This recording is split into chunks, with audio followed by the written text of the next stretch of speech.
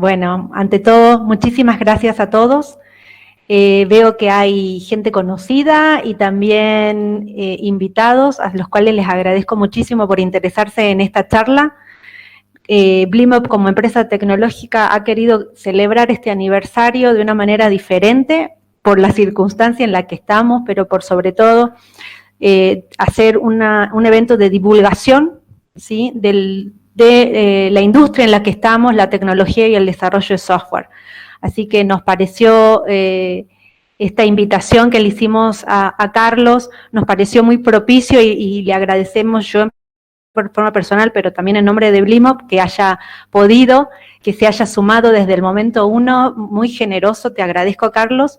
Y para los que quizás no necesita presentación, Carlos, ¿no? Como dije en un grupo de WhatsApp de las empresas de tecnologías de la provincia, Carlos Palotti es especialista en políticas de desarrollo tecnológico, es fundador de empresas de la industria de la tecnología, es miembro de varias ONG y cámaras de comercio ligadas a la tecnología también.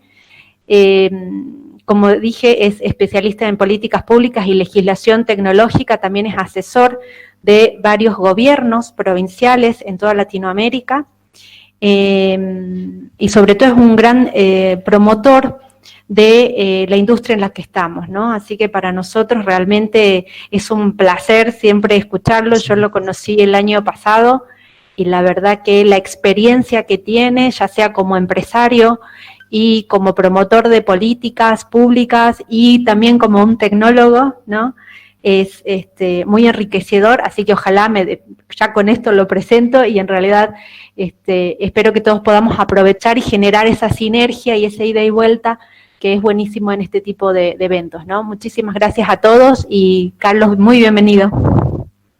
Bueno, muchas gracias. Hola a todos, ¿cómo les va? Primero felicitarlos por estos 14 años, ¿no? Es decir, que serán los primeros 14, me imagino, de unos cuantos, ¿no?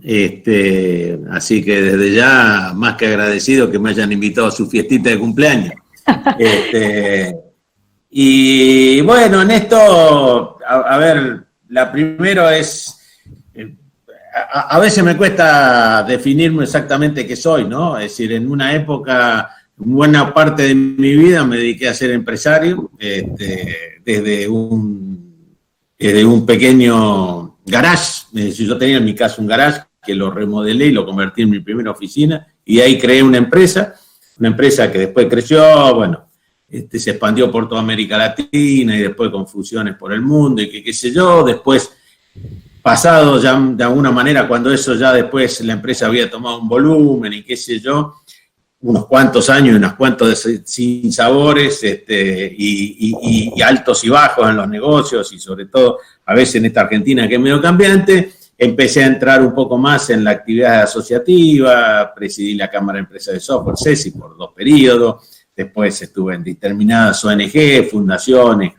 creé alguna otra entidad empresaria, y después, llegado a otro punto, empecé a entrar en acción de política pública, y entonces tomé algunos roles ejecutivos como ser subsecretario en la época del gobierno anterior a nivel nacional, y ahora estoy en una época donde de alguna manera estoy asesorando a muchos gobiernos, a muchas entidades también empresarias y también a algunas universidades por el tema que más me preocupa actualmente, que es el tema de cómo generamos más capital humano, más gente preparada para estas actividades, ¿sí? Yo algunas reflexiones que le quiero hacer, y después me parece que lo mejor es que de alguna manera hagamos un diálogo, digamos, un pimponeo, no tengo problema, planteemos el tema que quieran plantear, y si dentro de lo que yo tengo capacidad se lo voy a tratar de responder, por lo menos dando mi visión más honesta con respecto a este tema, ¿no? A ver, la Argentina del 2020, en este tema de la economía del conocimiento, del ámbito, especialmente del ámbito de software, ha crecido de una manera espectacular si uno lo mira con 20 años vista. En el 2000 esta era un sector con bastante actividad, pero era un sector muy minoritario. Hace unos minutos atrás estuve hablando con el rector de la Universidad de Córdoba, ¿no? Y él me decía que cuando recibió por primera vez a Motorola, que fue una de las empresas que primero se instaló en Córdoba, en aquel entonces se formó también el clúster de Córdoba y en aquel momento eran 600 personas en Córdoba trabajando en esto, luego de la erradicación de Motorola. Me decía, hoy, Carlos, son más de 40.000, ¿no? Entonces, cuando uno ve los trayectos, y Córdoba es un ejemplo, pero tenemos toneladas de ejemplos, y Jujuy es una de ellas también, ¿no? Donde hemos visto cómo se ha ido desarrollando. Todo lo que viene por delante es más crecimiento, ¿no? Con, sin o mediante pandemia. Lo que sea, digamos, en realidad va a ser siempre más crecimiento. Lo que sí, ese crecimiento es un crecimiento que va a ser diferente, y ahí es donde están los desafíos y también las oportunidades. Yo creo que hay que estar leyendo lo que dicen pensadores sobre qué mundo viene. No soy futurólogo como para decir qué mundo viene.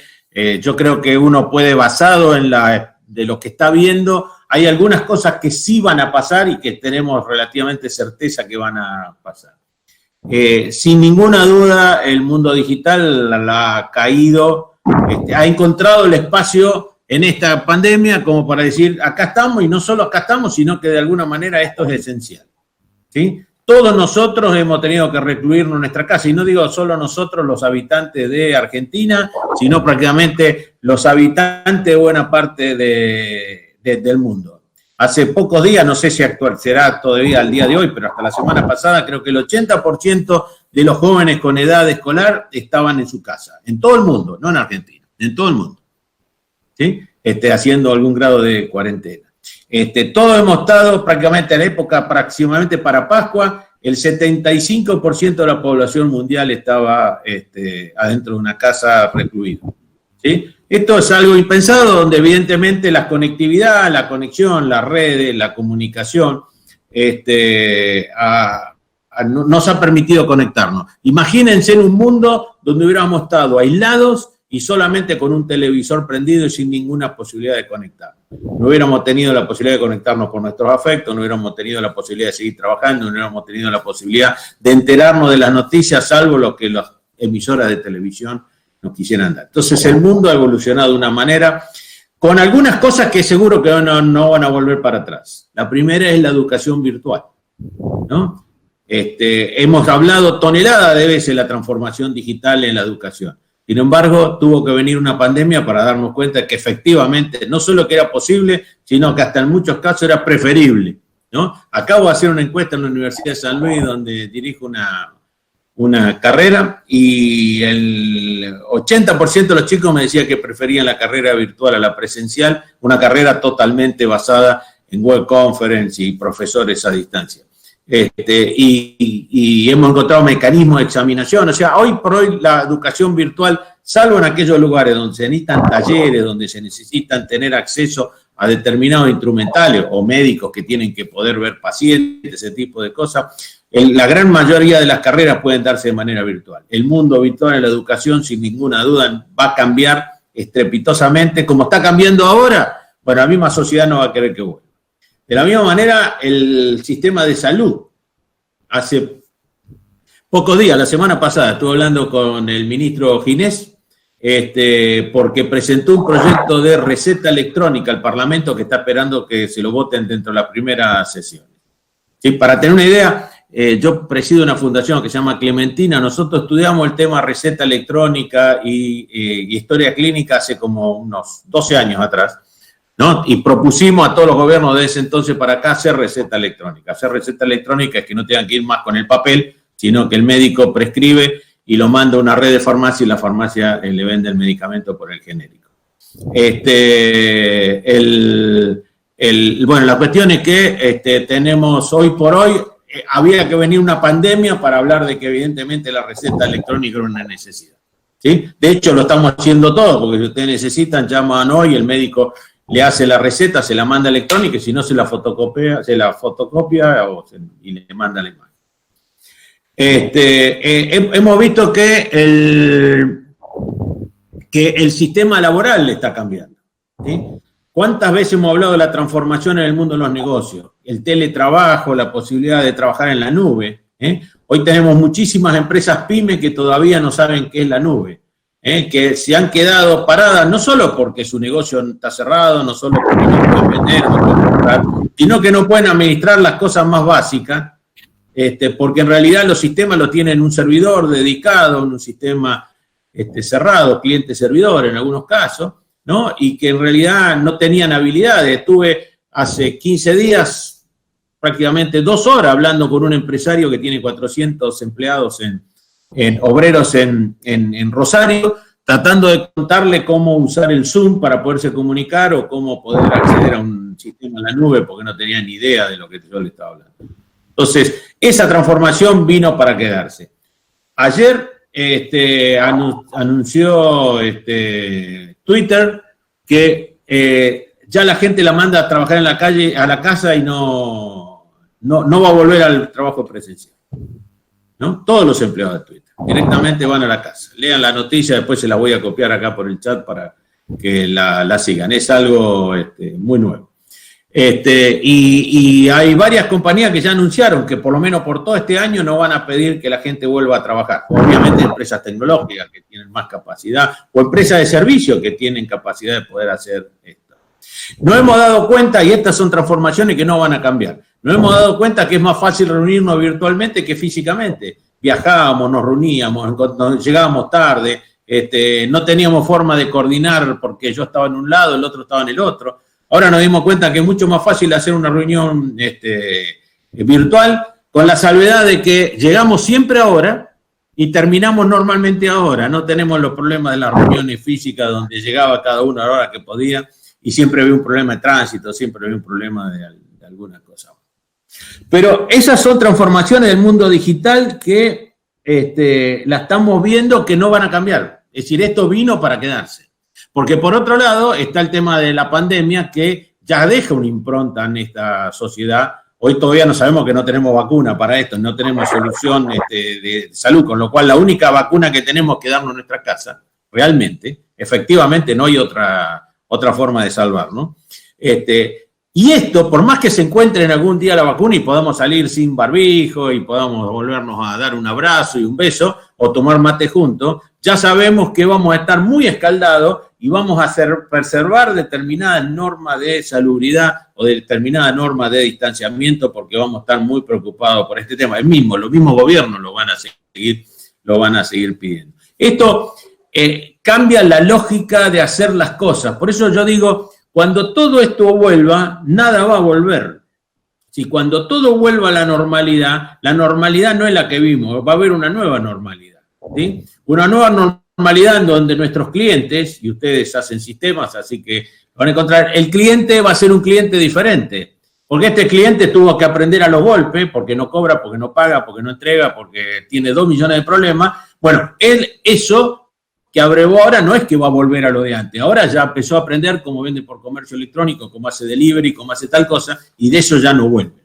Con lo cual va a haber un cliente diferente, va a haber una sociedad diferente, una sociedad con percepciones diferentes, ¿no? Entonces, cuando pensemos los sistemas, lo vamos a tener que pensar sobre el futuro y no sobre el pasado, más allá de un trastorno económico que va a tener la Argentina y buena parte del mundo, donde va a haber, y ya lo estamos viendo, digamos, serios conflictos de capitales. Hay países que tienen menos problemas, otros que tienen más problemas, pero evidentemente va a haber una recesión generalizada. Algunos hablan de una recesión mucho más allá de la del año 30, que fue el gran crack del mundo. Bueno, lo más probable es que esto se produzca, y en una Argentina que todos sabemos que nosotros somos como las poblaciones más débiles, ¿no? Con más problemas, como las que tenemos que cuidar. Es como que somos los adultos mayores que tenemos que preservarlo y dejarlo dentro de casa. Bueno, Argentina está en esa situación, con lo cual va a ser bastante más problema. Por más allá de que, como dicen algunos economistas, es un rebote de la economía y el fruto de no estar gastando tanto en alguna cosa y mucha inyección de dinero, posiblemente haya algún futuro crecimiento de la demanda, pero en suma, cuando sumemos todo, vamos a estar más pobres. Y por una razón muy simple. Nosotros hace 2 meses que no hacemos nada, salvo algunas actividades como la nuestra, ¿no? Es decir, de hacer software y todo eso que sí. Pero el 80% de la Argentina está 2 meses parada. Bueno, nos va a costar tantos meses como tiempo estemos en la casa, y eso es algo que no lo vamos a recuperar. Es como una persona que cobra un salario todos los meses y durante 2 meses no cobra el salario, ¿no? En lugar de tener 12 salarios, este año va a tener 10. Y esto va a ser, quiérase que no lo digo con el salario, por favor, lo que quiero decir es como ingreso del total de la economía. Nos va a faltar, vamos a tener un hueco en algún momento de ingreso, y ese hueco nos hace a todos un poco más pobres, por más que se haya inyección de dinero, que qué sé yo. Ahora, fíjense ustedes cómo todavía no estamos pensando en algunos cambios que son transformacionales. Por ejemplo, ustedes ven en Jujuy, por ejemplo, ustedes ya tienen abierto, tienen la posibilidad de que la gente vaya a un shopping, vaya a muchos negocios, y hasta, según me decía Marcelo, parece que van a poder ir al gimnasio. Eso es imposible en las grandes urbes, es imposible en Buenos Aires, en el AMBA. ¿Por qué? Porque el transporte público, que es masivo, y sin transporte la gente no puede trabajar, ¿no es cierto? El transporte es el principal lugar donde uno puede ir tan en contacto que se puede contagiar. Con lo cual, evidentemente, digamos, el problema más grande de las ciudades tan hiper crecidas como la ciudad de Buenos Aires, el AMBA, y algunas otras ciudades también de Argentina, que tienen poblaciones muy grandes, tienen el problema que no es que tienen que mantenerse aisladas por un problema de su capacidad de los negocios, lo que hacen sus actividades, sino porque la gente no se puede mover en esas ciudades. Es decir, hoy el transporte público es el elemento indispensable por el cual la ciudad de Buenos Aires no puede abrir muchas de sus actividades. No hay forma de trasladar a la gente de un lado para el otro. Habrán escuchado, porque en la televisión se está hablando de todo eso. Bueno, ¿qué es lo que dicen algunos pensadores, y que yo coincido totalmente? Es que seguramente, se va a buscar unas ciudades más distribuidas. No digo que una persona que tiene una casa en un barrio humilde va a salir y se va a ir a vivir a una periferia, porque probablemente no ocurra, porque no puede hacer que ocurra. Pero hay mucha otra gente que sí, que va a preferir ir a vivir a una localidad más distante, ¿no? Teniendo que acceso con un internet bueno, con algún acceso por una ruta o algo así, que tenga buena calidad, y es probable que prefiera vivir esa calidad de vida y no tener que estar dependiendo que el colectivo o el tren lo lleve hacia el lugar de empleo. Esto no es menor, no es menor por lo siguiente, no es menor porque va a cambiar la cultura, va a cambiar los hábitos de consumo, va a cambiar la forma en que porque ahora yo voy a querer que haya cerca de esa localidad un punto de salud. Yo voy a querer que haya supermercados. Voy a querer que haya determinados servicios que ya no lo voy a ir a comprar a la gran ciudad, sino lo voy a comprar a la ciudad más pequeña. ¿Sí? Y esto no solo estoy hablando en un ámbito geográfico como puede ser el Gran Buenos Aires, el Gran Córdoba, el Gran Mendoza o el Gran Rosario, sino también lo hago de gente que va a dejar. ¿Y por qué yo tengo que estar en Buenos Aires en Salvador? ¿No? ¿Por qué no voy a estar en una localidad más pequeña, diferente, más cómoda, donde puedo ir en bicicleta para un lado o para el otro? No hay ninguna razón. Sobre todo porque hemos visto que los equipos pueden estar en distintos lados y trabajar de una manera colaborativa. Lo único que tienen que tener es buena calidad de internet. Con lo cual, los sistemas que vamos a pensar para el futuro también tienen que ser sistemas que tienen que estar distribuidos y pensados por equipos colaborativos. Esto ya lo veníamos haciendo, y ustedes, en la empresa de ustedes, ya lo están haciendo con equipos distribuidos. Pero no es una práctica generalizada. No digo en la industria informática, en general, ¿no? No es una práctica generalizada. Sin embargo, va a empezar a hacerlo. Yo diría que hay muchas empresas que ahora le tomaron el gustito a que la gente esté en su casa. Y porque es más cómodo, porque es más práctico, porque no se tiene que desplazar. Mucha gente va a decir, che, me quedo en mi casa, trabajo en mi casa. Y si es así, los sistemas van a tener que ser distribuidos.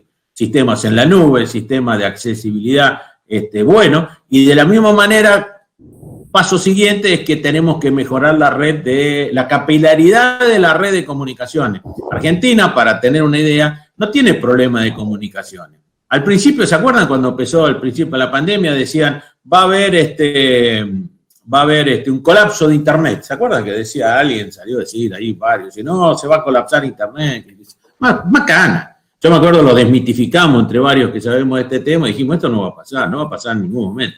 De hecho, en el momento que peor estuvimos, aumentó el 30% el consumo, y sobre todo aumentó el consumo a esta hora, a las horas de la tardecita y de la noche, que es donde se prende Netflix, donde se prende YouTube y todo eso, que son los grandes consumos. Para tener una idea, Argentina tiene capacidad como para soportar no el 30% más, mínimo el 200% más de capacidad de transporte. Así que no es ese el problema. Es más, hasta puede hacer cosas que ya hizo por otro lado, nada más que preventivamente, porque la verdad que no había necesidad de hacerla, como pedirle a Netflix o YouTube, pero en particular Netflix, Amazon, Prime y algunas otras plataformas, que baje la calidad, en lugar de 4K a High Definition, que es bastante buena, la podemos ver y no cambia mayor. Y con eso se aflojó todo el tema del flujo. De todas maneras no había problema, pero aún si lo hubiera habido, eso lo permitía. Pero ¿cuál es el problema? El problema es la capilaridad. A lo mejor a mí me llega la comunicación a un punto. En una empresa no tengo problema, el problema lo tengo en mi casa. En mi casa sí, el proveedor no es bueno, porque es un ICP que está por radioenlace, o porque en realidad nunca tiró la fibra, está por un par de cobre, y la calidad no es buena, se me corta, tengo delay, y sobre todo tengo poca latencia, que espero que algo que hayan escuchado alguna vez, que no es solamente tener ancho de banda, sino tener latencia, que es la que me da el refresco, por decir así, más rápido de la comunicación. Entonces, evidentemente, ¿qué es lo que está pasando? Y los proveedores de ISP se están empezando a preocupar cómo van a dar un mejor servicio, porque si no la gente se va a migrar para otro. Y entonces aparecen otros. O sea, estamos ante un mundo nuevo que va configurando un nuevo desafío.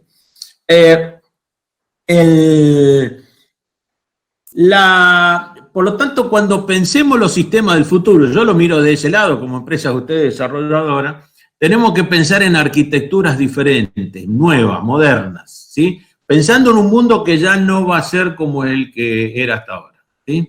Le voy a dar un ejemplo de cómo está cambiando el mercado mundial, que me parece que es sumamente útil. Ustedes saben que, sacando los países centrales, que son los que generan en general empresas con la mayor valor agregado o el mayor agregado de conocimiento, por decir así, donde están las grandes compañías, básicamente en Estados Unidos, en Europa, hay 3 regiones que son las que se disputan a hacer servicios y desarrollos informáticos para el resto del mundo. Una es el Asia-Pacífico, con India a la cabeza, pero con Indonesia, Filipinas, Pakistán, básicamente Filipinas e Indonesia, después de India, digo.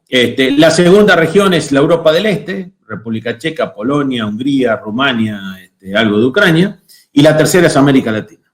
¿Sí? Pero el gran gigante de esto, el que se lleva la torta más grande, es Asia-Pacífico. Básicamente la India, que encontró este modelo en una forma de hacer desarrollo de su economía, y le siguió Filipinas. Bueno, resulta ser que tanto Filipinas como India están teniendo gruesos problemas para prestar servicios. ¿Por qué? Porque ellos también entraron en cuarentena y también mandaron a la gente a la casa. El problema es que las comunicaciones domésticas en la India y peor todavía en Filipinas son pésimas, o no hay. ¿Sí? La infraestructura domiciliaria de la India es terrible. Es decir, la India es un país pobre, estructuralmente pobre, y que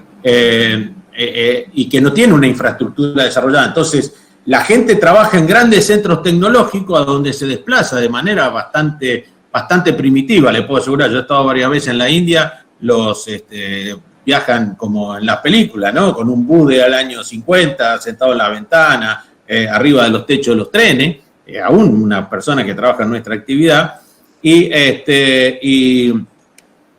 bueno, pero cuando vuelve a su casa, vuelve a su condición natural de vida en la India. Bueno, este señor en su casa tiene una conectividad pésima. No solo porque el cable o lo que llegue le llega de muy mala calidad, si es que le llega, sino que el 4G prácticamente es inexistente en buena parte del territorio. Con lo cual, tanto la India como Filipinas se están cayendo como proveedores. Empresas que tienen 100.000 empleados, como Accenture India, o 40.000 en Filipinas, empiezan a plantearse no solo el problema hoy, que hacen con esos 40.000 lugares que no están dando servicio 7x24 a otros clientes, sino que también se empiezan a plantear si el futuro va a ser de que van a seguir teniendo estos problemas. Hace unos añitos atrás, Filipinas tuvo un problema de un tsunami, dejó de andar ciertos sistemas, ciertos centros que hacían servicios 7x24, y de alguna manera muchas empresas se han replanteado la posibilidad de decir, che, ¿no será que hay que salirse de Filipinas porque Filipinas puede tener otro tsunami? Bueno, de la misma manera las empresas están empezando a plantearse la idea de decir, che, ¿no será que salimos, que mejor salgamos porque si pasa otra pandemia, ellos no nos pueden dar servicio? Entonces ahí aparecemos los de América Latina, ¿no? Diciendo, miren, acá hay una oportunidad, ¿no? Nosotros tenemos servicio, ¿sí? Y Argentina en eso tiene un nivel de liderazgo regional, siendo el que más provisión de servicios de ese tipo brinda para el mundo, ¿no? Estamos liderando esa franja dentro. Con algún agregado más, y esto solamente para dar un contexto, que el famoso Donald Trump acaba de firmar hace 3 semanas atrás lo que sería para nosotros un decreto de necesidad y urgencia, DNU, prohibiendo por 60 días la migración a Estados Unidos. En realidad no firman nuevo Green Card para Estados Unidos por 60 días. Bueno, en realidad esa noticia pasó casi desapercibida, pero en realidad una derivada de eso es que en un año electoral se prevé que haya serias restricciones para la migración a Estados Unidos, ¿sí? Con lo cual, lo más probable es que esos 60 días se prorroguen, y si no se prorrogan, lo que van a hacer es demorar más los procesos migratorios, ergo, cada vez van a necesitar más servicios fuera de Estados Unidos. Y ahí es donde nosotros podemos levantar la mano, ¿sí? Vamos a decir, aquí estamos, tenemos más servicios para darle a ustedes. Es una fuente de oportunidad. Y no hay ninguna razón para que ese servicio no se brinde de cualquier localidad, de cualquier lugar de la Argentina, que solo tenga un cable, una conexión. Lo único que hay que ver es que tengamos conexiones buenas. Y empresas buenas, pero para eso están ustedes, ¿no? Para eso están ustedes, para desarrollar mejores prácticas y poder ir a venderle a estos señores lo que ellos necesitan. ¿Perdón? Hay que ponerle un nombre de perfil, no tiene. No, tendría que ser algo de la obra. Bueno, alguien está con el micrófono, abierto. Fer, estás con el micrófono abierto, Fer Ortiz. Perdón. Pero estaba dando soporte de calidad, a eso es lo que decía un poco. Desde ya. Claro, está muy bien atento ahí, muy bien, todos atentos, impresionante. Muy bien. Con lo cual, en realidad, se prevé un crecimiento del nivel del negocio mundial, sobre todo para América Latina. Estuve hablando hace 10 días atrás con Avinas Asafvili, que era el presidente de Accenture India hasta hace unos años, actualmente es el presidente de Tolon International, que me dice, Carlos, estamos súper preocupados con lo que está pasando en India y Filipinas. Estuve hablando con Keith Laughlin, que es un especialista, que es el que escribe en New York Shore America, que es un portal, me dice, Carlos, el tema migraciones viene para quedarse. Hay que estar pensando en el nearshore, o sea, todo lo que son los servicios que podamos dar desde acá, desde América Latina, tiene una gran oportunidad. Y esta es una gran oportunidad, para darla desde el lugar donde sea.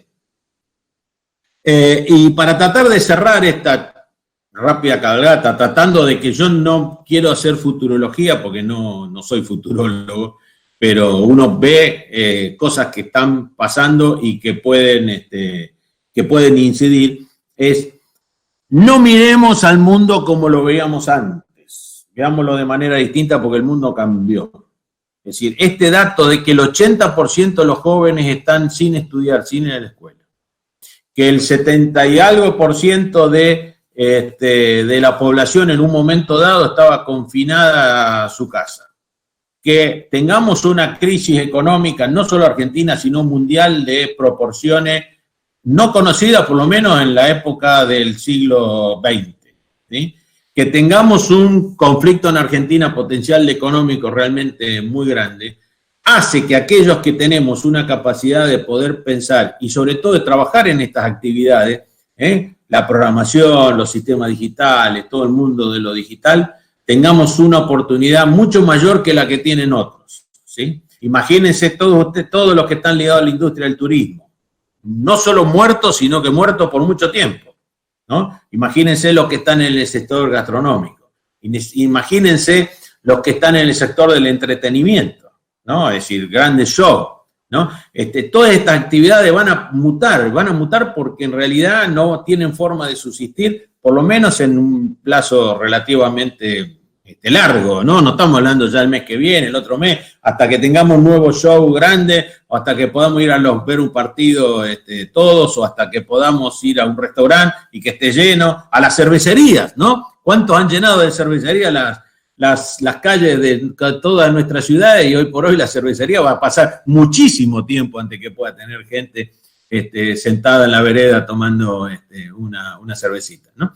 Y ni hablar los sectores turísticos. Con lo cual, nosotros que estamos en el mundo digital, que podemos trabajar, que podemos seguir trabajando desde casa, creo que somos los que tenemos que estar pensando no solo cómo damos continuidad a nuestro trabajo, sino cómo ayudamos a que esas empresas se reconviertan en un mundo que va a ser totalmente distinto. No digo que es nuestra responsabilidad, pero es nuestra oportunidad, es nuestro desafío. Es como que está ahí, se dice, ¿sabe qué? Este tipo, si no hace algo, se va a morir, porque no tiene chance en ese nuevo mundo, ¿no? Un nuevo mundo de desempleo, qué sé yo. Y finalmente, para cerrar, hace un par de años yo hablé de las ciudades digitales. Las ciudades digitales que no preparen a su gente van a quedar fuera del radar. Hoy más que nunca es exactamente cierto eso, y no es porque lo dije yo como un gurú, sino porque lo decía mucha gente, ¿no? Así que nuevamente, la capacitación, la preparación de nuestra gente en habilidades digitales, hoy por hoy cada vez más necesaria. Yo hablo con mucha gente de la política, mucha gente de las políticas públicas, y le digo, ¿sabe qué? No gasten más esfuerzo, muchachos, capaciten gente, preparen gente para esta actividad. Porque esta actividad es la única que puede continuar a pesar de toda la pandemia. Es más, cuanto más problemas de salud haya, más va a ser necesaria actividades como la de este tipo, porque son las únicas que puede seguir activa, y al revés, puede ser la que dé soluciones para la transformación. Bueno, dicho esto, y perdónenme por ser un poco extenso, pero me pareció que el marco era necesario. Vamos por, si quieren, hacer un pimponeo de preguntas, abierto a lo que sea.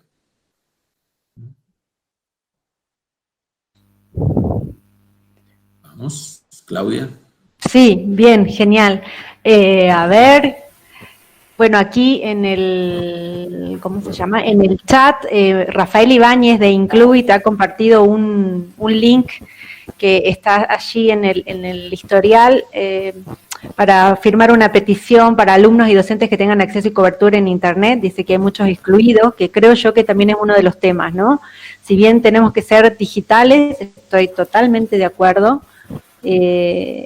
pero creo que la conectividad está llegando a las grandes ciudades y hay ciudades pequeñas, pueblos, en donde todavía no hay Internet, o sea, y los chicos no están pudiendo educarse, que creo yo quizás es el mayor problema, ¿no? Hay chicos que no han tenido clases desde el 11 de marzo, por lo menos acá en Jujuy, desde que se decidió que los chicos no vayan a la escuela. En ciudades pequeñas, en pueblos, la conectividad no llega, entonces es todo un tema de logístico, que ahí sí los grandes héroes son los maestros que tratan de que los chicos no pierdan este año, ¿no? Bueno, esto va a cambiar en la sensibilidad de los gobiernos, Claudia. ¿Por qué? Mirá, te voy a decir algo, y te voy a dar un caso que me pasó con Jujuy. Hará como 8 o 9 años, o sea, ni siquiera en la administración política anterior, sino ni en la anterior, ni me acuerdo cómo se llamaba el funcionario, y si me acuerdo, mejor me olvido, porque total, no tenía mayormente ninguna importancia. Estaba en un momento hablando con el gobernador de aquel entonces y vino el ministro de Obras Públicas de aquel entonces, ¿no? Entonces estábamos hablando y hablábamos de este tema de la informática y de las comunicaciones y de la conectividad y todo. Y entonces le digo, bueno, porque estos son parte de su ministerio. Y me dice, no, dice, yo soy Obras Públicas, yo soy servicio público. Y le digo, precisamente.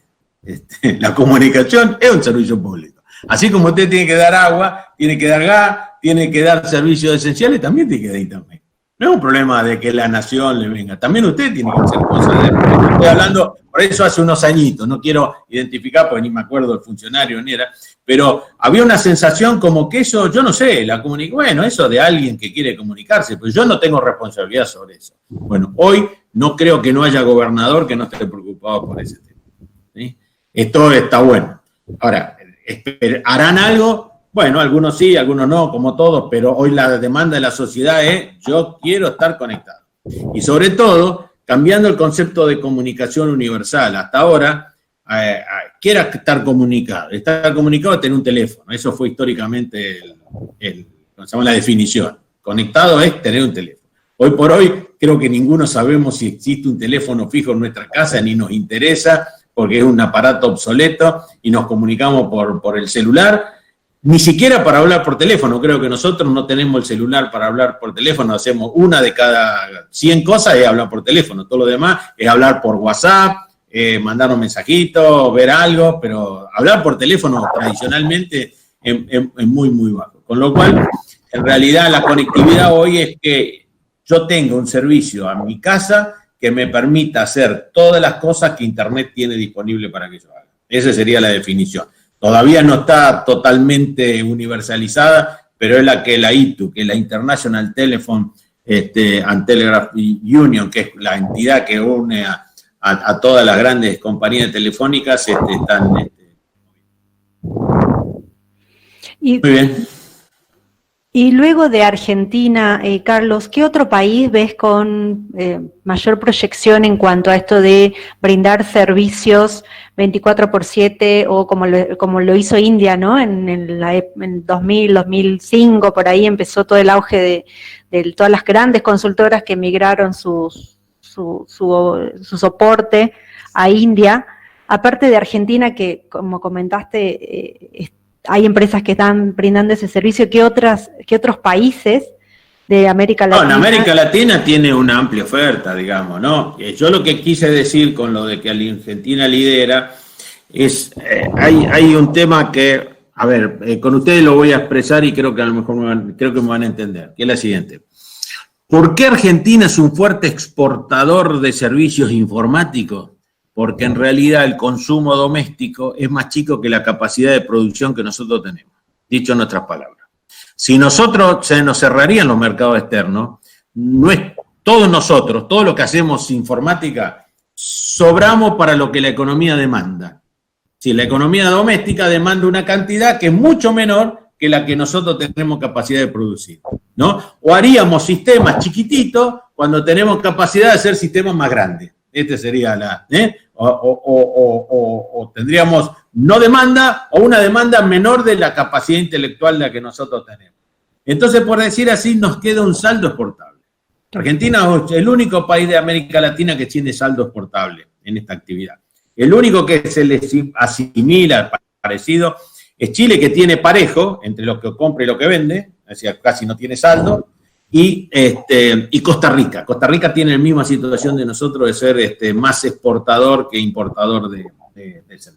Nosotros, Argentina, por suerte, o por desgracia, porque sería mejor que tengamos una economía nacional más robusta, tenemos ese tema. Pero esa ventaja. Pero México es un gran exportador de servicios y es un gran proveedor de los servicios nearshore, como se llama. Lo que pasa es que también México recibe toneladas de cosas gringas, ¿no? Con toneladas de cosas de Estados Unidos.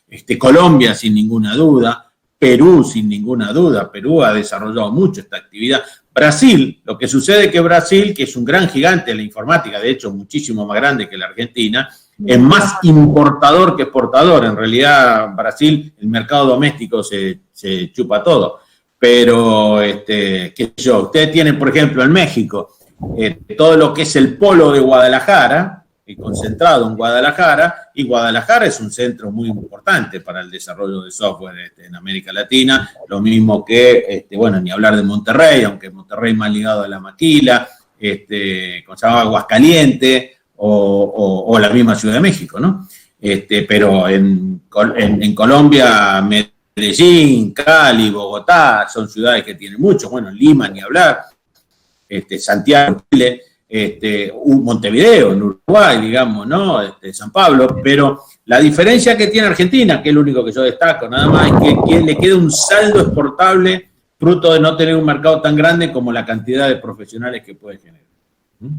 ¿Entendió más o menos la idea? Sí. Clarísimo. O sea, nosotros exportamos y somos naturalmente exportadores porque en realidad no tenemos tanto consumo doméstico. Es como la soja. La soja, Argentina, ¿por qué exportan mucha soja? Y porque en la Argentina no se come soja, ¿no? Entonces, para nosotros toda la soja.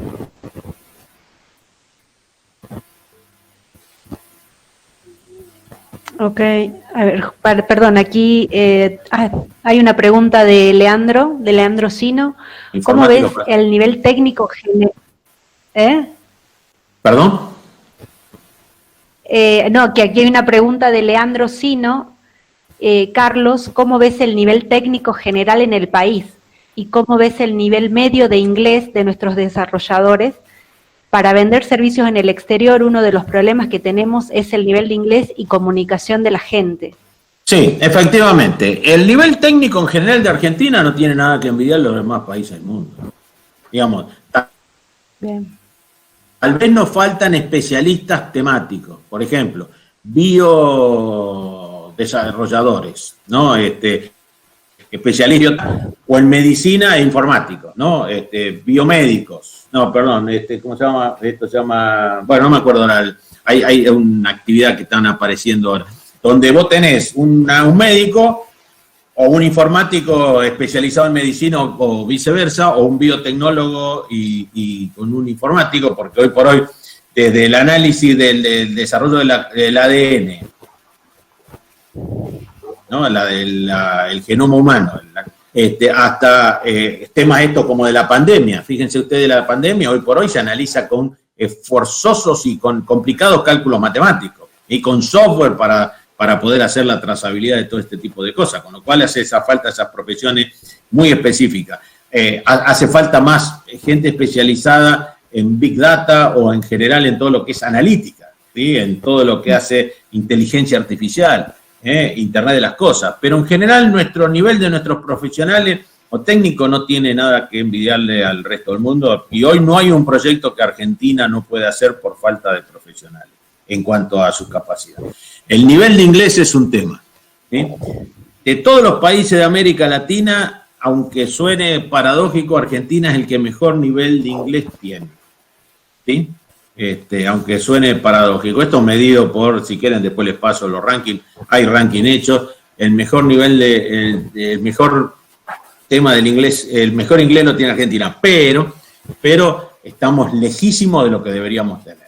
La mayor parte de nosotros habla un inglés muy malo, o no lo habla, y eso es una fuerte limitante, porque hoy por hoy el gran desafío son los equipos multidisciplinarios y equipos integrados con distintos grupos en distintas partes del mundo. Y ahí el inglés es fundamental. No por nada, algunas grandes compañías exportadoras como Velatri, Globan, no sé, el mismo Mercado Libre, Exacta y muchas otras, me voy a olvidar de unas cuantas, en realidad hablan solamente inglés dentro de sus oficinas como una forma de práctica, porque en realidad están hablando todo el día con el exterior.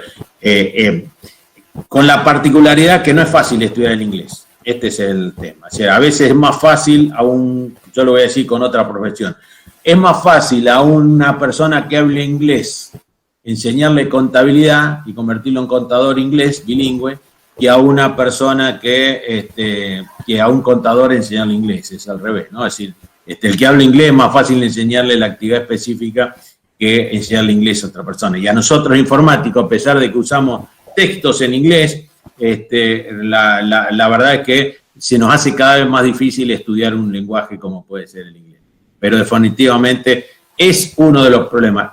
Miren, vi hace poco una estadística de México que me parece interesante destacarla, que es cuánto ganan en promedio los mexicanos, ¿sí? En esta actividad.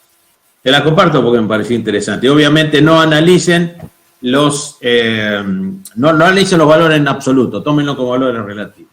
En México, una persona que en esta actividad trabaja un egresado universitario que trabaje en actividades de desarrollo, ¿no? Gana 24.000 pesos mexicanos por mes y por persona. No asumen cuánto de 24.000 cuesta un peso argentino, porque depende del poder adquisitivo. No importa, 24, tomen esa cifra 24. Bueno, la misma persona, si no tiene título, gana 22, prácticamente no hay diferencia. O sea, el título no hace diferencia al salario. Y esto estoy dando datos duros de la realidad mexicana. No es que esté de acuerdo, no, yo digo lo que está pasando. Un autodidacta que no estudió, pero que es un gran tecnólogo, ¿cuánto creerían que gana? 32. Un tecnólogo gana casi el 50% más de lo que ganaría un egresado. Y uno que habla inglés gana el 70% uno que no le habla en inglés. Estos son salarios de México, no estoy hablando de la Argentina. El salario de un programador con inglés es 70% del salario del programador. En Argentina pasa algo parecido, ¿eh? Es decir, el idioma es un fuerte inductor del salario, lo mismo que el nivel de expertise, ¿no? Sin ninguna duda. Bien. Aquí hay un comentario de Diego Rubio, que es de Simplix, que es una de esas empresas exportadoras en donde solamente hablan inglés, que más o menos comentó algo en relación a lo que decías, Carlos. El problema del inglés es que lleva muchos años formar y realmente no hay mucha formación de base, ¿no? Decía Diego hace rato cuando comentábamos el tema del idioma. Acá hace un aporte Leandro Sino que dice, ¿cuánto ganaría ese tecnólogo en México si además fuese egresado? Lo acabo de responder. Digamos, prácticamente, lamentablemente, Leandro, muy a pesar de lo que muchos quisiéramos que sea diferente, en realidad prácticamente gana lo mismo. Hoy estuve hablando con el rector de la Universidad de Córdoba, universidad tradicional, sí las hay, y me dice, no sé, nosotros estamos tratando de ir al formato de 3+2, un bachelor los 3 primeros años y 2 años después más, porque en realidad los chicos se van al tercer año. Y se van al tercer año porque no tiene ningún sentido que terminen la carrera. Me lo decía el rector de la universidad, no lo digo yo, para que digan, ¿no? Y la verdad que no es cierto. Yo le decía, ¿sabe qué? Nosotros necesitamos ingenieros y necesitamos licenciados que sean los que hagan realmente los liderazgos de los equipos, las arquitecturas, los trabajos un poco más profundos que solamente los que puedan hacer de tecnología. Pero esta es una actividad, como muchos de ustedes saben, que el título es bueno, pero ni siquiera le diría que es suficiente, digamos, ¿no? El conocimiento, es basado en el conocimiento. Sí, totalmente, esa realidad es así de México, así tal cual. Gente que es autodidacta, pero es que es excelente, la verdad es que allí se pondera mucho el conocimiento práctico y la entrega, ¿no? Que pueda tener ese recurso, el entregar me refiero, ¿no? El producto final, el servicio, y sí, más o menos son los valores que comentás, te diría que sí, es eso, y son buenos valores, inclusive esto que hablabas de 22.000 pesos mexicanos, es un salario que está por encima totalmente del promedio del salario general de cualquier otra profesión, ¿no? Por encima. Me llamó la atención porque México hace esa apertura, inclusive hace una apertura si cuánto ganan mujeres, hombres, distintos grupos etarios y todo, algo que Argentina no tiene esa estadística, y yo estoy tratando de ver si alguien la quiere sacar porque me parece muy interesante, y esta desagregación, si tiene título o no tiene título, si es autodidacta o no es autodidacta, si habla inglés o no habla inglés, y me parece interesantísima porque uno rompe con algunos clichés, ¿no? Es decir, mira, entre título y no título la diferencia es menos del 5%, ¿no? Y no es lo que alguien quiere, sino es el resultado de una radiografía de lo que está pasando, digamos, ¿no? Y el tecnólogo, que uno dice, bueno, un tecnólogo gana un disparate y está siendo permanentemente buscado, bueno, tú lo sabes, Claudia, mejor que nadie, ¿no? Pero es así, definitivamente es así. Y hoy por hoy, qué sé yo, Guadalajara, ya que hablamos, Guadalajara tiene una faltante de recursos humanos muy parecida a la que podemos tener nosotros en algunos lados, o peor, porque en realidad tienen grandes empresas que están demandando toneladas de gente. Hay que ir a Guadalajara. Guadalajara hay mucha demanda, sí. ¿Sí? Buenísimo.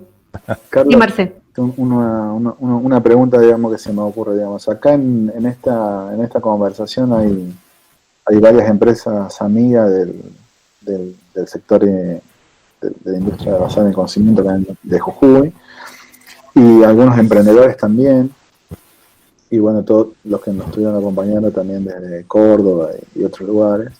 Pero si tuvieras que darle un consejo, digamos, a las empresas y o emprendedores de Jujuy, ¿no? En vista de acá a un par de años en dónde deberían estar, digamos, ¿no? ¿Cuál crees vos que podría llegar a ser ese mejor consejo? Primero, déjame dar un mensaje para aquellos que hoy no la están pasando bien. Porque la verdad que estamos hablando en líneas generales sobre el mundo, lo que crece y el mundo digital, y hay algunos que tienen problemas de cobrar, digamos, ¿no? Tienen problemas para pagar sueldo o para poder vivir ellos mismos, digamos, ¿no? Y esto realmente es un problema, porque la cadena de pago está cortada, porque los clientes han despriorizado algunos proyectos, o sea, no estamos hablando de un mundo color de rosa, ¿sí? Pero sí es cierto que del total de la actividad, es una actividad que ha sido menos afectada que otras, por decir así. He visto un estudio que hizo hace poquito el clúster de Córdoba, que es interesante analizar, que aproximadamente el 30% de las compañías están pasando por problemas realmente más o menos delicados de cadena de pago o de cadena de cobro, digamos, ¿no? Es decir, tanto para pagar como para cobrar. Y en esto, la verdad, déjame dar un mensaje ahí, como clúster, como asociaciones, o aunque sea solamente por sobrevivir, lo mejor es trabajar asociativamente. Yo le voy a dar un pequeño ejemplo. En el 2001, cosa que muchos de ustedes ya ni se acuerdan, parece que fuera ayer el 2001, pero hace 20 años, entonces 18 años, 1000 años. El 2001 una crisis muy grande, que en realidad a nosotros nos afectó muchísimo, porque en realidad fue una crisis no solo económica, sino que no había trabajo. Puntualmente. En los años 2000, la Argentina había hecho toda una cantidad de privatizaciones y durante 10 años trabajamos lo loco vendiéndole sistemas a los que ahora serían las compañías de telefonía, las compañías de electricidad, las compañías, a todas las compañías que se habían desarmado, se habían reconvertido en empresas del Estado que no tenían sistema, necesitaban sistema. Y ahí estuvimos nosotros durante 10 años. Pero en el 2000 se había acabado eso. Se habían acabado esa demanda y por el otro lado, salvo el fenómeno del año 2000, el Y2K, que sería para la historia, pero fue algo que generó alguna pequeña demanda, en general no había demanda. Y por el otro lado, había una recesión muy profunda y la economía estaba muy mal. La cuestión es que las empresas se encontraron en una situación totalmente delicada, porque no tenían ni cliente ni cobranza. El 2001 terminó, como algunos se recordarán, con 5 presidentes en un fin de semana, en una semana, en una salida institucional que fue complicada, pero las empresas, ¿qué hicieron la mayor parte de las empresas de software? Estoy hablando en ese momento, es asociarse, salir juntas, ¿eh? Salir juntas en la adversidad. En ese momento salir a vender afuera, que era la oportunidad, salía carísimo, porque veníamos de $1 de 1 a 1 y pasamos de $1 de 1 a 4. Así que uno tenía menos plata para salir a vender afuera. Sin embargo, tratar de juntarse de a un grupo y salir juntos, o que alguien lleve la propuesta de varios. Yo diría que hoy por hoy, y esto es para aquellos emprendedores y aquellos empresarios que están con problemas, se sumen con los que no tienen tanto problema y hagan espalda común, hagan factoring de sus facturas, negocien con alguna entidad, con alguna cosa, dentro del sector o fuera del sector, que les compre la factura. Consíganse créditos obviamente a tasas muy bajas, yo sé que no es fácil, pero colectivamente se puede. A lo mejor es más chance colectivamente que individual. Los papeles individuales probablemente no le den para hacer esto que yo le estoy diciendo, pero colectivamente sí, porque todos garantizarían los créditos, ¿no? Pueden ir a decir, este colectivo de N cantidad de empresas que tiene N cantidad de empleados va a tomar N cantidad de pesos. Y lo garantizan entre todos. Algunos se va a caer, pero todos los demás no. Y lo más probable es que si en el último de los casos alguno se cae, lo más probable es que le pase la gente y lo activa otra. Con lo cual en realidad el sector no se va a caer. Con lo cual pueden tomar crédito colectivo y pasar de la mejor manera esta situación. Yo sé que es difícil lo que le estoy diciendo, pero si quieren después podemos hablar más particularmente, no en esta charla, sino en una charla un poco más cerrada, si quieren, cómo manejar estos fondos, este fideicomiso, esta forma de asegurarse o de asumir riesgos de manera colectiva. No dejen de hacerlo porque no hay alguno que se va a salvar. Es decir, si no se va a salvar alguno y alguno va a caer. Y la verdad es que tienen que salvarse de todo. En cuanto a qué haría o qué lineamiento. Y la verdad que depende del nicho de negocio. Si yo lo que estoy haciendo es algo que hoy por hoy está ligado a un mercado, ligado al turismo, y yo tendría que replantear el negocio de una manera rápida, buscando qué alternativa tengo para hacer algo diferente, ¿no? Si yo lo que estoy ligado a un ámbito de desarrollo de software para un gobierno, y yo le diría, ¿sabe qué? Si bien el gobierno es lo único que puede tener dinero, porque en realidad el único que puede emitir plata es el Estado Nacional, yo le diría que en realidad va a haber problemas para cobranza. Si yo estaría ligado a negocios que está ligado con algún tipo de desarrollo para actividades comerciales, y tendría que ver bien cuál es mi cliente, porque no es lo mismo que yo venda software para ferreterías que yo venda servicios para peluquería, por ejemplo. Lo más probable es que en un momento de malaria no solo estén cerradas las peluquerías, que creo que ahora empezaron a abrirlas, sino que el problema es que la gente vaya menos a la peluquería por no tener dinero.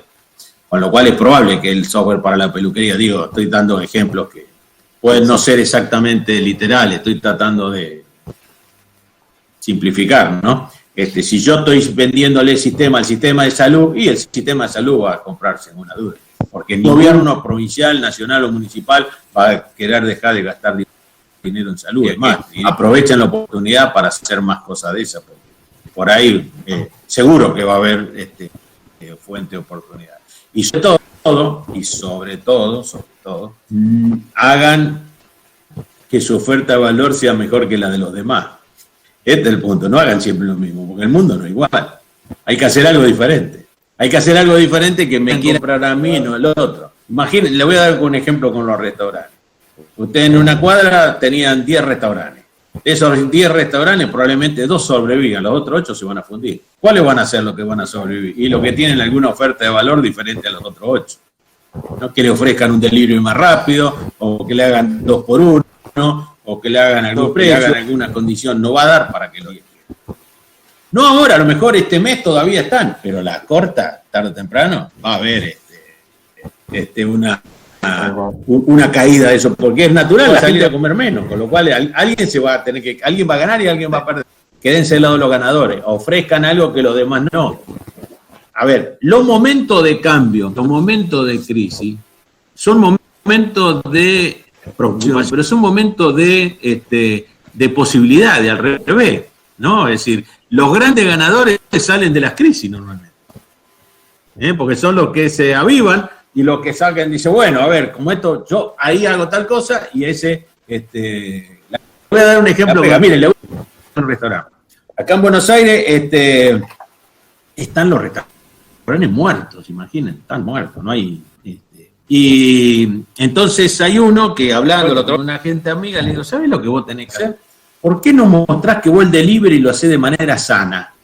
Con un protocolo. Mostrar a la gente cómo prepara los productos, cómo lo entregás, que tenés un procedimiento a prueba de no contaminar, y hacelo en las redes. Decirle en las redes, no se preocupen que nosotros hacemos así. Bueno, entonces hizo unos pequeños videitos caseros, donde estaban los primeros cocinando, el otro entregando. Le entregaban cuando hacían el delivery una notita de cómo era el procedimiento con el cual se lo entregaban y todo. Bueno, aumentaron el ¿no? De una semana para la otra. Vendían más o menos 40 raciones por día, empezaron a vender 60. A raíz de que empezaron a hacer campaña, cómpreme a mí que yo le vendo algo no contaminado, no sé cómo llamarlo. Claro, más cuidado.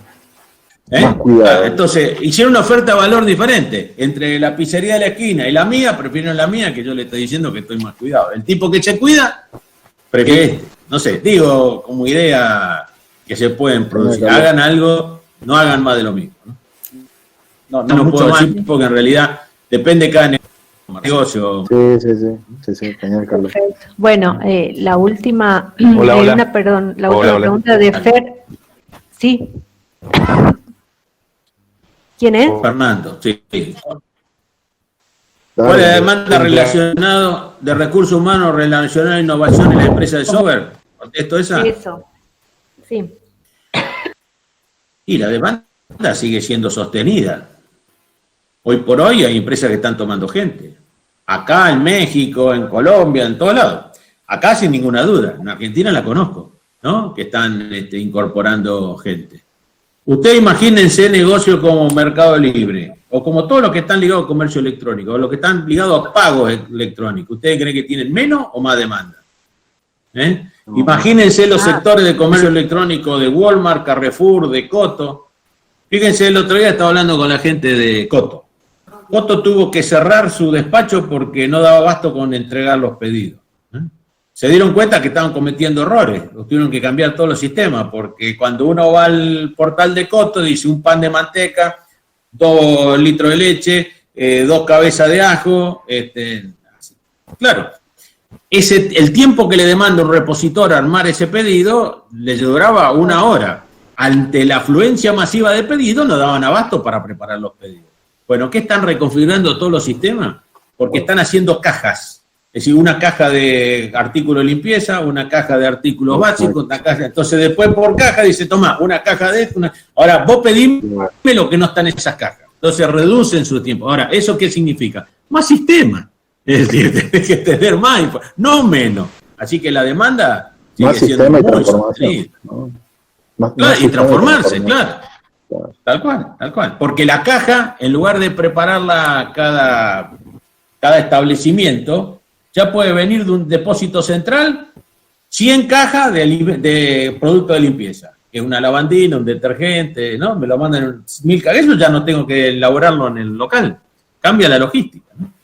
¿Está? Perfecto.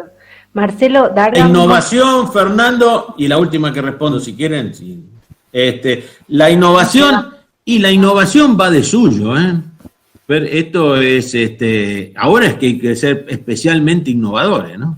Ahora es el momento donde hay que sacar la creatividad, ¿no? Lo que puede pasar, sí es cierto, es que los flujos de los capitales para apoyar la innovación se vean ralentizados, pero la innovación en sí misma, este es el momento de seguir con ideas locas, ¿no? Este es el momento de lanzar cosas que otros no. Y fíjense ustedes que están pasando. A ver, muchachos, ¿quién no hubiera pensado hace 40 días, 60 días, hace 2 meses, que íbamos a estar nosotros, cada uno en nuestras casas cerradas? Que íbamos a estar los chicos sin ir a clase, no sé por cuánto y por cuánto tiempo van. ¿Cuántas cosas han pasado en estos 60 días? Así que es el momento donde el mundo se dio tanta vuelta que lo mejor es llevar la oferta nueva, cosas nuevas, ideas nuevas. Fíjense ustedes, estamos hablando por Zoom. Zoom, ¿saben qué? Hizo un negocio, digamos, en estos últimos tiempos. Y hay servicios nuevos, cosas nuevas. Yo ahora estoy usando una herramienta que se llama Slack, no sé si la conocían, pero ahora está muy bien, ¿no? Que es una herramienta de colaboración. Y Slack la está rompiendo, porque todo el mundo está usando Slack para poder hacer moderación y contenido y hacer seguimiento de cosas. Así que es el momento de la innovación. Ahora, si yo quiero seguir vendiendo lo mismo que vendía, la misma idea que tenía hace 6 meses, y probablemente no, hoy tengo que tener otras cosas, ¿no? La demanda. Mire, le voy a dar un último. Fíjense cómo está cambiando los hábitos de consumo. La gente está dejando de comprar cosas y está comprando otras. No está obviamente dejó de comprar ropa, dejó de comprar electrodomésticos, porque nada, no. Está en la casa. ¿Para qué voy a comprar ropa si no salgo? Y si salgo, la ropa mínima. Sin embargo, hay cambios culturales más grandes. Ustedes saben que lo que es el consumo de lo que serían los perecederos, no perecederos, como harina, fideo, aceite, arroz, todo eso creció de una manera exponencial. Creo que en Argentina creció como el 40%. Es la misma población, pero nada más que ahora consume más perecederos. ¿Y saben qué cayó estrepitosamente? El consumo de frutas y verduras. La gente está comprando mucha menos frutas y verduras. Mucha menos, ¿eh? Cayó como un 30% el consumo, ¿no? Y en particular, porque la gente se está, como diciendo, aquel que estaba haciendo régimen dejó de hacerlo, ¿no? Ya que está en la casa, comen calorías, estamos comiendo toda caloría, ¿no? Ahí está, ¿viste? Es así. Estamos con caloría a 4 manos, ¿sí? Y resulta ser de que la gente, cuando menos plata tiene, ha dejado de consumir postre para tener un plato principal. Ha crecido el consumo del plato principal y ha dejado de consumir una fruta o ha dejado de consumir un postre.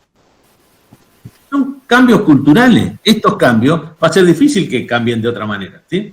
Con lo cual, quiero decir, hay que mirar la mente del consumidor que está cambiando. Estos son datos de la Secretaría de Comercio de la semana pasada. Hay que mirar esos cambios motivacionales. ¿Cuánta gente va a cambiar el auto este año? Y muy poco. Si no hemos dado cuenta, no solo que no tenemos un mango para cambiar el auto, sino que aparte no lo vamos a necesitar tanto. Si ahora nos descubrimos que lo mejor es manejarnos digitalmente. Entonces las compañías de autos están pensando seriamente qué van a hacer de su vida. Lo más probable es que durante 1 o 2 años la gente no compre auto. ¿Para qué? Y luego usan mucho menos. Me manejo directamente por Zoom, o por Meet, o por Google, o por lo que la herramienta que tenga, web, no sé. ¿Ah? Sí. Genial. Perdón, Marcelo Dargan tenía una pregunta, no lo quiero cortar y ya es la última, perdón. Marcelo, no sé. Dale. Sí, Carlos, primero déjame que te dan envidia con el set de mates que tenés de tu imagen que no. O sea que estos mates, cada mate tiene, cada mate es de un amigo. Tienen nombre los mates, ¿no? Yo soy muy amiguero, entonces tienen nombre los mates, y cuando viene ese amigo tomo mate con ese. Impresionante. ¿Qué tal? Personalizada. Sí, mira, recurro a tu vasta experiencia en el tema y tiene que ver con el tema de la transformación digital y muchas cosas durante el transcurso de tu presentación. El tema que me preocupa a mí, entendiendo que estamos en la provincia de Jujuy, que lo estamos viviendo, justamente, mirá, en la Cámara lo hemos charlado varias veces y hasta incluso generamos una comisión que es de mercado interno. Y el tema que nos preocupó siempre fue el índice de desmadurez digital de las empresas de acá, incluso grandes empresas que cuando vos te metías en el manejo interno de la madurez de esa empresa, que había una distancia muy grande entre vos esperabas que del otro lado hay que tener para poder llevar una transformación digital, o sea, brecha muy grande, ¿sí?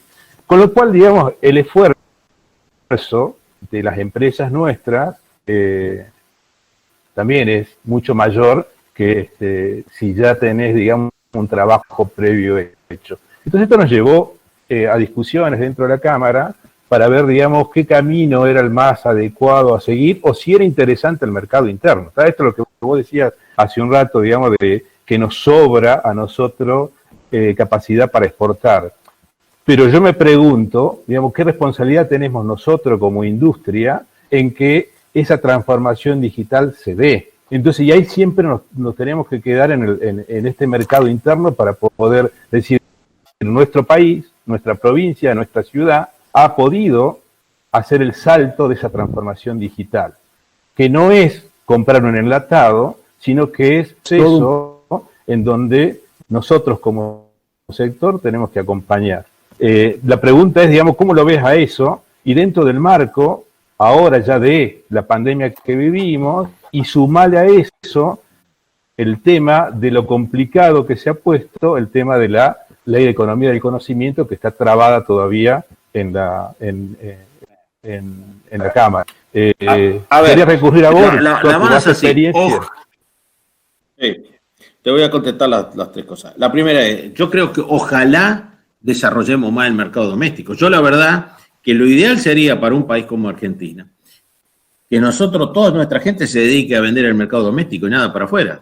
En realidad, ¿por qué? Porque de alguna manera haría que el mercado embeba nuestro sistema. A ver, cuando Argentina vende un satélite de INVAP o un radar, en realidad conlleva, que ustedes saben que un satélite tiene 20% de hardware y 80% de software, ¿sí? Con lo cual, en realidad, ahí embebemos software y lo vendemos como satélite. Para que tengan una idea, una persona en promedio en Argentina, dentro de, trabajando de manera independiente, gana aproximadamente, no gana, sino que le ingresa a la economía, para decirlo exactamente, algo así como 36, 37 mil dólares por persona y por año, ¿sí?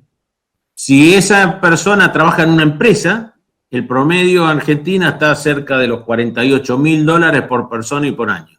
O sea, se incrementa, la empresa le agrega valor porque vende un proyecto, no vende el trabajo de una persona, no vende las horas y no vende normalmente en promedio. Estoy hablando de cifras reales, ¿eh? Ahora, si esa persona trabaja en un INVAP, por ejemplo, el ingreso per cápita es 150 mil dólares por persona y por año. No estoy hablando cuánto gana él en persona, estoy hablando cuánto gana el país, por decir así. El ingreso es 150 mil en el caso de un INVAP, o sea, una persona, la venta promedio por persona de INVAP es 150 mil, en una empresa es 47, 48, por ahí más o menos, dependiendo del año, y en forma independiente son 36, 37, qué sé yo, ¿sí? Así que en realidad, ojalá nosotros pudiéramos embeber más economía. O sea, si nosotros nuestras empresas nacionales, las que producen desde vaso hasta aspirina, conllevarían más informática, sería mejor. Es más, nos darían más campo de prueba para hacer cosas más sofisticadas, que la vendemos como cosas sofisticadas y no como mano de obra, digamos, ¿no? Primero. Segundo, vender afuera no es fácil. Es decir, es mucho más fácil vender en el mercado doméstico. En el mercado doméstico hablan en mi mismo idioma, me entiendo de la misma manera, las reglas fiscales y legales son conocidas por nosotros. Es mucho más simple. Si ustedes quieren ir a vender a México, a España o a Estados Unidos, lo más importante, lo más seguro que alguien le va a decir, ¿y por qué yo le tengo que comprar a usted? Imagínense al revés, que mañana viene un brasilero y le quiere ir a vender un sistema a usted. Decir, pues, ¿por qué yo te voy a comprar un sistema brasilero? ¿Por qué no voy a comprar un sistema argentino, un sistema de otro lado? ¿Cuál es el motivo por que voy a comprar un sistema brasilero? Vos vas a venir y vas a seguir atendiéndome y vas a poner una oficina local y me vas a hablar en portugués o me vas a hablar en castellano, ¿sí? Bueno, de la misma manera en otro campo. Así que vender afuera no es fácil, al revés, yo diría que es absolutamente complicado. Y la tercera respuesta es el tema de la economía del conocimiento, la ley. La ley en realidad tuvo un problema grave en el diciembre, que fue la sanción de la ley de emergencia. La ley de emergencia, que básicamente vino a reformar todo el sistema jubilatorio, bueno, y varias cosas, entre ellas modificó la base de cálculo de la ley de economía del conocimiento, poniéndole un mínimo, sacando el concepto del mínimo no imponible, con lo cual el beneficio que hoy está vigente, porque la ley está vigente, digámoslo así, el beneficio que hoy está vigente prácticamente no es beneficio, porque licúa prácticamente el beneficio de cargas sociales, y sí te deja el de ganancia, pero si no tenés ganancia tampoco tenés beneficio. Pero básicamente el más importante, que era de cargas sociales, lo licuó, con lo cual había necesidad de hacer una nueva ley. Lo que pasa que, como todo, cuando vos haces una nueva ley, decía, ya que estamos le ponemos tal cosa, y ya que estamos le ponemos tal otra, y ya que estamos tocamos el artículo tal, y ya que estamos, porque ya que vamos a hacer una nueva ley, le agregamos algunas cositas. Bueno, eso le agregamos algunas cositas y hizo que una ley que quedó desactiva prácticamente en diciembre por efecto de la ley de emergencia, tuviera un tratamiento que recién en febrero entrara al Congreso, vino la pandemia y ahí está en la dulce espera para que el diputado lo pueda tratar. Yo lo que sí sé, y esto es información que tengo, yo estoy asesorando al Ministerio de Desarrollo Productivo, hay una máxima prioridad para tratar de que los diputados la saquen. De hecho, yo le propuse al ministro que realmente se hable con toda la fuerza de la oposición. Yo personalmente hablé con alguno de ellos para tratar de ver de que haya un preacuerdo, cuestión de que salga lo antes posible para el recinto, ¿sí? Después, no basta solo la ley, sino hay que reglamentarla. Y ahí en la reglamentación puede haber demora, ¿sí? Yo también le propuse al ministro que haya una reglamentación rápida. No estoy diciendo qué es lo que va a pasar, porque no sé lo que va a pasar. Yo lo que propuse una reglamentación que por este año, hasta fin de año, entren todas las empresas sin muchos requisitos, porque no van a poder cumplir los requisitos. si estamos todos en cuarentena? ¿Cómo vamos a certificar calidad? ¿Cómo vamos a demostrar la capacitación? ¿Cómo vamos a demostrar muchas cosas si estamos cada uno en nuestra casa? ¿No? Con lo cual digo, bueno, que entren las empresas teniendo los papeles en orden, el resto de los papeles en orden, y después, de alguna manera, a fin de año se ponen de acuerdo, se ponen a cumplir los requisitos, y entonces el que no lo cumple pierde los beneficios, pero, digamos, mientras tanto reciben los beneficios. La verdad que esto se está demorando, todo este tema de la pandemia lo demoró. Lo escuché antes de ayer a Massa diciendo que era un tema que lo tenían que sacar prioritariamente el diputado, el presidente de la Cámara, y yo creo que es así porque hay una fuerte presión. A ver, como impulsor de la ley de software y como impulsor de esta ley, porque esta ley, digamos, se hizo durante mi gestión, creo que lo más necesario para Argentina, porque el problema más grande, Marcelo, ¿sabés cuál hay hoy? Es que las empresas no saben qué es lo que tendrían que presupuestar, porque no sabes si tenés que presupuestarlo con el beneficio o sin el beneficio. ¿Sí? Y entonces finalmente estás atado. Dice, si me tomo el beneficio porque me dice que después lo puedo tomar a cuenta, qué sé yo, y después no me lo dan, resulta ser que pierdo guita. Y si no tomo el beneficio, capaz que me quedo fuera del mercado o pierdo un cliente. Ese es el problema más grande que hay hoy. ¿Ah? Excelente. Excelente, Carlos. Gracias, Carlos. Claudia, creo que vamos llegando al final, ¿puede ser? Sí, claro. A ver. Ok. Yo simplemente, Carlos, tengo una pregunta para sí o no. Este es así rápido. Me acuerdo que en una de las últimas reuniones que nos vimos habíamos compartido un espacio con la Red Federal de entidades de software. Habías tirado una idea la cual me pareció increíblemente excelente y acorde, digamos, una idea del banco del sector de servicios basados en el conocimiento. Ahora, ¿esa idea sigue viva, sigue vigente? Esa es la pregunta.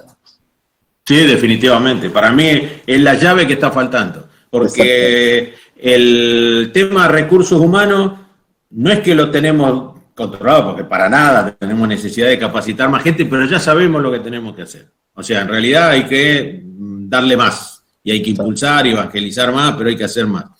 El tema de los mercados externos ya sabemos cómo atenderlo. Eso también tenemos que trabajar, pero ya sabemos. Lo que no sabemos nada del tema financiamiento. Nosotros necesitamos un banco tecnológico, un banco que entienda este sector, pero no un banco que tenga un área tecnológica, ¿no? Como el banco tal que tiene un área, sino un banco tecnológico, así como hay un banco hipotecario, así como un banco de desarrollo, que haya un banco tecnológico cuya base del riesgo, básicamente aprobado por el Banco Central, sea diferente. El riesgo lo asume de una porque hoy por hoy nadie mide la intangibilidad, nadie mide cuánto valen los intangibles, ¿no? Entonces resulta ser que si yo le tengo que dar crédito a Mercado Libre, que vale 30.000 millones de dólares, ¿no? Si yo lo miraría por los libros, en la punto de vista de sus activos, son mínimos, ¿no? Sin embargo, vale 30.000, vale 10 veces más que YPF, bueno, 8 veces y algo más que YPF, ¿sí? Así que hace falta un banco tecnológico, definitivamente. Hasta ahora no he encontrado, le voy a decir que no me han dado pelota, lamentablemente. Espero que algún gobierno se considere que esto es un tema interesante, pero bueno. Vamos a llevar la bandera con vos, Carlos, en ese sentido, ¿eh? Y esperemos ser si no el cliente número 1, el número 2, ¿eh? Gracias. Muy bien, che, los felicito por los 14 años. Esperemos que cumplan, serían 28. Vamos a estar en el 2034. Exacto. Para esa época vamos a necesitar una pared más grande para los mates, Carlos. Van a necesitar una pared más grande para los mates dentro de la casa. No, para esa época espero que nos hayamos podido sacar el barbijo, por lo menos. Bueno, yo simplemente, Carlos, te agradezco el espacio, el tiempo, te mando un gran abrazo. Creo que todo lo que nos transmitís nos da a nosotros mucha claridad en relación al mensaje, digamos, y seguramente a lo que nosotros tenemos que hacer de nuestro lado, y cómo colaborativamente y en conjunto tenemos que llevar adelante todo esto que estamos viviendo en este momento, ¿no? Y agradecer a Claudia y a todo Blimo, desearle un feliz cumpleaños y al área de marketing digital de nuestra empresa, que increíblemente ha podido llevar adelante todas las actividades desde ayer inclusive, y trabajando el fin de semana. Así que gracias. Gracias y a todos los que se sumaron y pudieron compartir esta charla genial, les agradezco y es algo que hay que hacer, ¿no? Hay que compartir y hay que estar cerca para salir todos adelante. Así que de mi lado, muchas gracias y Carlos, un abrazo grande. Gracias, Carlos. Bueno, gracias a todos. Ahora le paso mi mail y mis coordenadas por si alguno necesita cualquier cosa, sabe que me llama cuando necesita, ¿sí? Excelente, muchas Carlos. gracias, muy generoso. Gracias a todos. Ahí están los datos de Carlos Palotti, el correo electrónico y el usuario de Twitter o de Instagram. Twitter o Instagram, Palotti. Y bueno, la verdad que los invito a todos mañana. Mañana es más temprano por un tema de que el expositor está en Londres, en UK, y por la diferencia horaria se hacía muy tarde hacerlo a las 7 de la tarde nuestras, así que la invitación es para mañana miércoles a las 5:30 de la tarde. Lo vamos a tener a Alejandro Pena, que para nosotros quizás es un total anónimo, pero realmente en el mundo de la tecnología, sobre todo en la industria de la música, porque vamos a hablar sobre cómo utilizan la industria de la música los datos, el data science en la música. Así que es un gran promotor, tiene un background súper interesante, es chileno y ha llegado al corporativo de las grandes compañías disqueras como ser EMI Music y ahora está en Warner Music. Él nos va a hablar sobre data science y el uso de los datos en la industria de la música, así que los invito mañana. Va a ser esta misma dinámica, lo vamos a tener a Ale, que es también, al igual que Carlos, es un gran enganchador, digo yo, un gran entretenedor, y va a ser una charla súper amena, porque, bueno, está acostumbrado también a manejar y gestionar equipos multiculturales, esto que hablaba Carlos es súper imprescindible, ¿no? Esto de poder gestionar gente que esté sentada en cualquier parte del mundo, así que de eso también le podemos preguntar a Alejandro. Y bueno, de mi parte, muchas gracias, Carlos, gracias a todos, nos volvemos a ver mañana por este lado, tengan en cuenta que cambia la URL porque es otra charla nada más. Pero bueno, gracias, abrazos para todos. Gracias a todos. Gracias a todos.